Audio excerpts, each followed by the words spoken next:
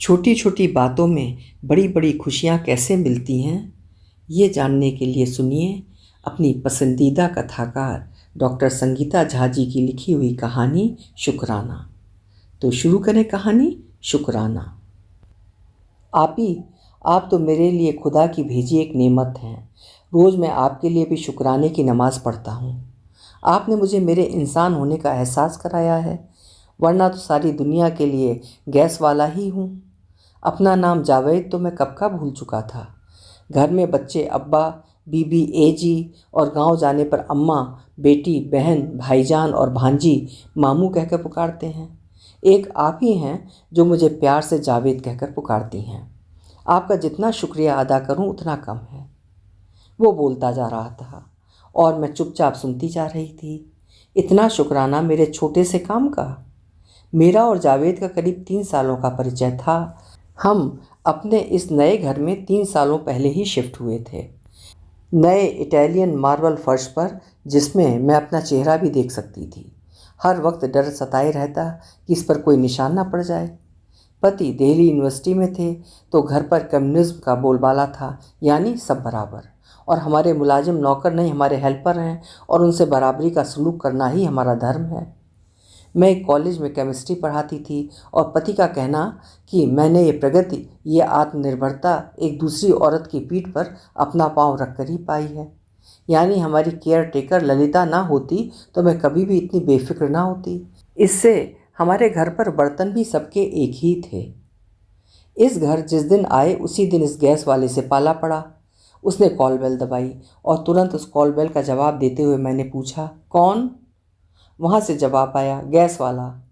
मैंने तुरंत दरवाज़ा खोलते हुए फिर कहा, अरे ये गैस वाला क्या होता है? नाम तो होगा कुछ। उसने भी उसी तरह जवाब दिया, माँ बाप का दिया नाम तो है, पर यहाँ आज तक किसी ने मेरा नाम नहीं पूछा, सब गैस वाला कहकर ही पुकारते हैं। मैंने बड़े प्यार से कहा, अरे नहीं, नाम बताओ और अंदर तो आओ। इतने अपनेपन से ही वो इतना खुश हो गया कि गैस का सिलेंडर उसने अपने कंधे पर उठाकर रसोई घर तक लेकर आ गया। मेरे मार्बल पर कोई खरोच नहीं आई। चूल्हे से सिलेंडर का कनेक्शन होने के बाद मैंने उसे गैस सिलेंडर के दाम के साथ 100 रुपये की बख्शीश दी। उसने मुझे 100 का नोट वापस करने की कोशिश करते हुए कहा, अरे मैम, आपने 100 का नोट ज़्यादा दे दिया। मैंने उतने ही प्यार से कहा, ज़्यादा नहीं, ये तुम्हारे लिए है। वो मुझे एकटक देखता रहा और उसकी आंखों में पानी आ गया। कहने लगा, आप जैसे लोग बहुत कम रह गए हैं ऊपर वालों की बनाई कायनात में। मेरा नाम जावेद है। मेरा नंबर लिख लीजिए मैम, अब मुझे ही डायरेक्ट फ़ोन कीजिएगा, तुरंत बंदा गैस लेकर हाजिर हो जाएगा।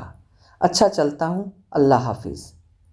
ये हमारी पहली मुलाकात थी और उसके बाद हर महीने मेरे फ़ोन करने पर उसका गैस लेकर पहुँचना, मेरा उसे 100 रुपये देना, फिर उसका शुक्राना। ये सिलसिला चलता रहा। मेरा 100 रुपये देना मेरा स्वार्थ था, एक तो तुरंत गैस और दूसरा अपने मार्बल की रक्षा, जिसे वो बेचारा मेरी दरियादिली समझ रहा था। वो एक बार भरी दोपहरी में गैस सिलेंडर कंधे पर लाद अंदर आया और उसने मुझसे फ्रिज का ठंडा पानी मांगा। मैंने उसे एक चेयर पर बैठने को कह पानी के बदले कांच के गिलास में ठंडा नींबू का शरबत दिया। वो बेचारा फिर शुरू हो गया, आप सचमुच इस दुनिया की नहीं हैं। ऐसा चमचमाता गिलास तो अपन सपने में भी नहीं देखा। एक तो मुसलमान, दूसरा गरीब, ये शरबत गिरबत तो छोड़िए, कोई पास बैठाता तक नहीं था।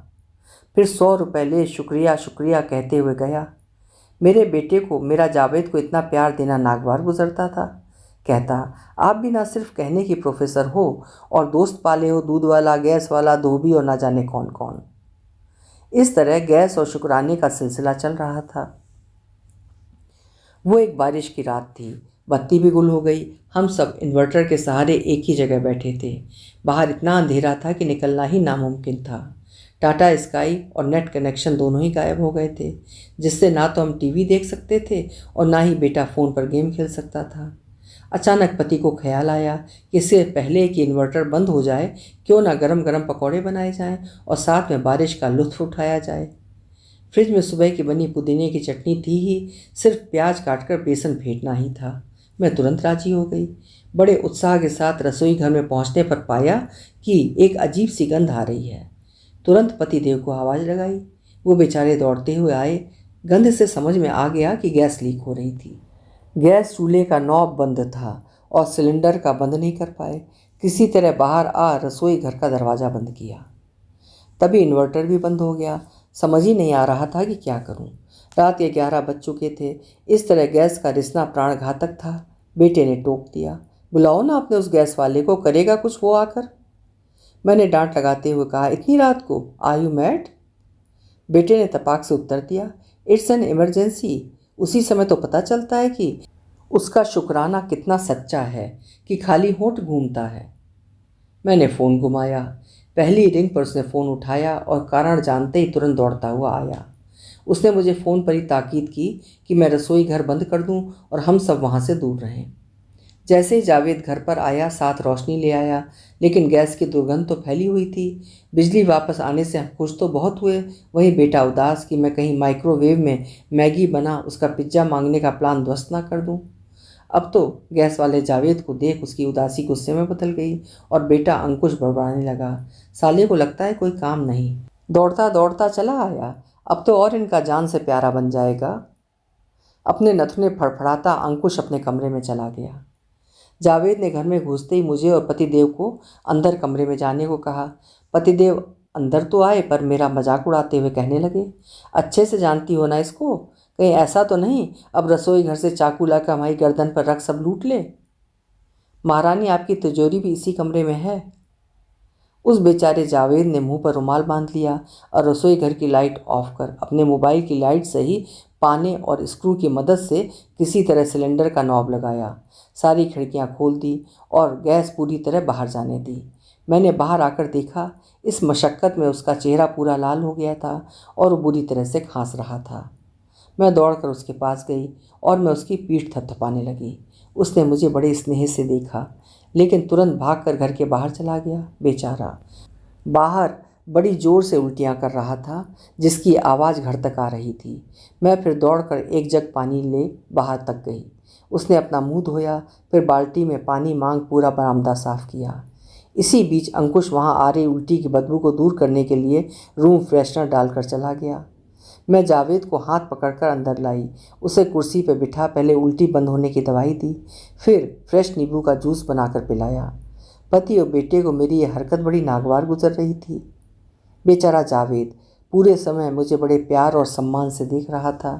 जाते समय मैंने उसको इस बार 100 की जगह 500 का नोट पकड़ाया। वो तो बेचारा शुक्रिया शुक्रिया कहता रहा, लेकिन बेटा अंकुश अपने नथुने फड़काने लगा।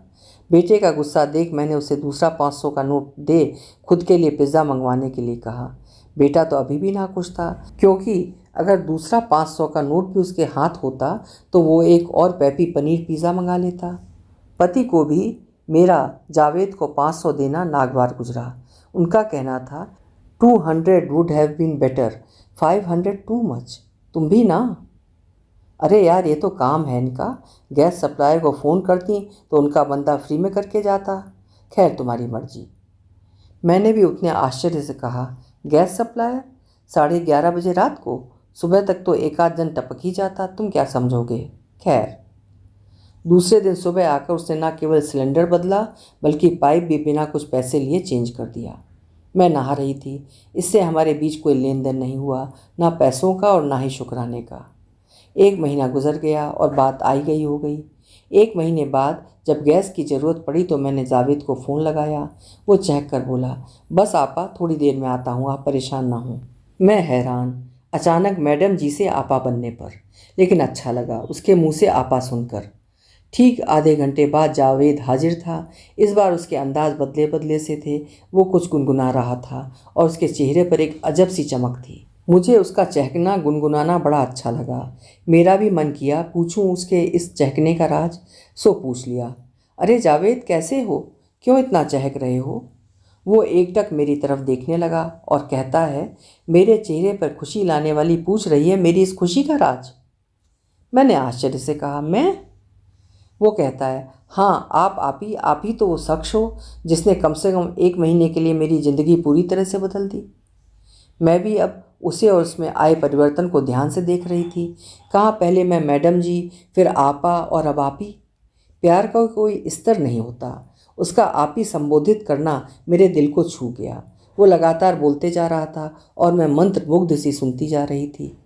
वो कहने लगा, आपके उस दिन दिए 500 रुपयों ने तो मेरे जीवन में बहार ही ला दी। मैं तो जैसे ऊपर से नीचे गिरी। 500 रुपये से किसी की ज़िंदगी इतनी बदल सकती है कि वो गुनगुनाए। मुझे तो उन 500 में बेटे का 10 टुकड़ों वाला पिज़्ज़ा दिख रहा था, जिसे अंकुश मुश्किल से 10 मिनट में चट कर गया। फिर भी 2 दिनों तक जावेद की जेब में पहुँचे 500 रुपयों के लिए नथुने फुलाए हुए था। मैंने आश्चर्य से पूछा, लॉटरी लग गई क्या? वो कहने लगा, हाँ, 500 रुपये गरीब के लिए लॉटरी ही है आपी। पहली बार जेब में मेरे 500 रुपये थे, जिसका हिसाब मुझे किसी को भी नहीं देने की ज़रूरत थी। तनख्वाह तो पहली तारीख को ख़त्म। किसी तरह बीबी खींच तान कर महीना चलाती थी। आप जैसे लोगों से मिली बख्शीश से कभी बच्चों के स्कूल के जूते तो कभी दूसरी ज़रूरत में लग जाते थे। इस बार 500 रुपये मेरी आशा से बहुत ज़्यादा थे। दूसरे ही दिन मैं पहली बार खुद से बस का किराया दे अपने गांव माँ से मिलने गया। आने जाने का मिलाकर 50 रुपये लगे। मेरी ठसक देख बस का कंडक्टर भी हैरान था, वरना जब भी जाता कभी ट्रक वाले से नहीं तो कभी बस वाले से मिन्नतें कर बिना टिकट सामान के साथ छत पर बैठ कर जाता। माँ मुझे अचानक आया देख बड़ी खुश हो गई। उन्हें ले पास में रहने वाले उनके भाई यानी मेरे मामू से मिलने चला गया। उनके लिए भी गांव के मेले से थोड़े फल ले लिए। मुझसे मिलकर उनके चेहरे पर चमक आ गई। इसमें मेरे 50 रुपये खर्च हुए। पास के गांव से मेरे आने की खबर सुन मेरी बहन और भांजी मुझसे मिलने आए। उसी मेले से भांजी को आंख झपकाने वाली गुड़िया और बहन को चुनरी लेकर दी। हमारे गांव में सब कुछ बहुत सस्ता मिलता है आपी। इसमें मेरे मात्र 50 रुपये लगे। माँ के हाथों में मैंने पहली बार 100 रुपये पकड़ाए। वो तो बस रोने लगी। इतनी खुशी मैंने सालों बाद माँ की आंखों में देखी। घर वापस आने के बाद बेटी को भी मैंने एक पेंसिल बॉक्स और मोजा दिलाया, जिसकी जिद वो बहुत दिनों से कर रही थी। आप ही अभी भी 200 रुपये बचे हुए हैं। सोच रहा हूँ अगले महीने बीबी का जन्मदिन है, सो उसे भी बाहर ले जाऊँगा। इतना संतोष सालों बाद सिर्फ आपकी वजह से। मेरा तो सर चकराने लगा। मुझे तो उन 500 रुपयों में बेटे का 10 टुकड़ों वाला पिज़्ज़ा दिख रहा था। पहले टुकड़े से जावेद अपने गांव हो आया। कुल 2 टुकड़ों में उसने मामू, बहन और भांजी का दिल प्रसन्न कर दिया। 2 टुकड़े यानी 100 रुपये जन्म देने वाली माँ पर न्यौछावर कराया। एक टुकड़ा बेटी को देने के बाद भी वो 4 टुकड़े जेब में रखे हुए था, जिससे उसने अगले महीने की खुशी की प्लानिंग भी कर रखी थी। जिस पिज़्ज़ा को बेटा 10 मिनटों में चट कर गया, वही पिज़्ज़ा जावेद के जीवन में 2 महीने यानी 60 दिन की खुशियों की वजह बन गया। वो बार बार मुझे शुक्रिया शुक्रिया कह रहा था और मैं सिर्फ उसके शुक्राने की बारिश में पूरी तरह से भीग एक अलग ही खुशी महसूस कर रही थी। अभी आप सुन रहे थे डॉक्टर संगीता झा जी की लिखी हुई एक बेहद प्यारी सी कहानी शुक्राना। आशा है कहानी आपको भी अच्छी लगी होगी। कल मिलेंगे फिर किसी बेहतरीन कहानी के साथ। आपका समय शुभ हो।